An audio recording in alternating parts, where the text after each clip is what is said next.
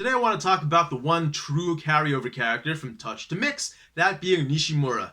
And I know that no one's going to watch this video because no one outside of Japan has ever seen Touch. And even by the slim chance that you have, you probably don't like Nishimura, because Adachi writes a lot of really lovable characters. Nishimura was not one of them. He was kind of a punching bag character for everyone to kind of beat up on to make themselves look good. He was a character who also kind of deserved that because he was kind of cocky. He never knew when he was out of his league. He never knew when to give up, whether it was in baseball or in love. So not exactly a sympathetic character, not exactly a likable character. Not someone you really hated either, but someone that is kind of by the design of the story, not someone you're supposed to root for. So why, of all the characters, are you going to bring Nishimura back into Mix?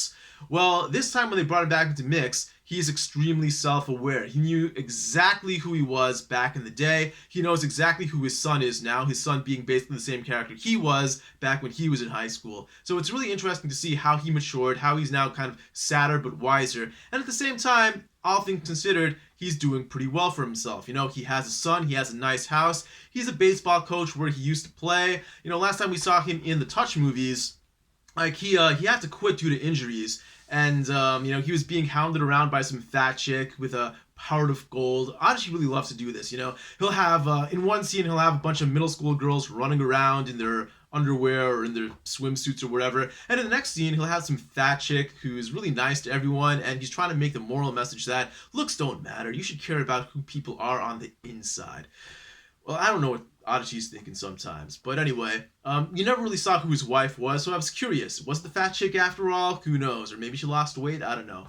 But in any case, his son basically is the only family you see from him, and he ended up basically exactly the same, sideburns and everything. So it was interesting to see how that played out, and how, Nishimura, when he always kind of still pines after Minami, he remembers how he used to say how he wanted to live near Minami when he was, reborn or whatever. Kind of sad to see that, but I think in Mix, Nishimura really does become a much more likable character, and I'm kind of glad that Adachi brought him back, at least in that form. I would have liked to see more characters being brought back. Maybe that was kind of the plan of the manga, but at least where we are now, we got Nishimura, and we got a better Nishimura out of Mix.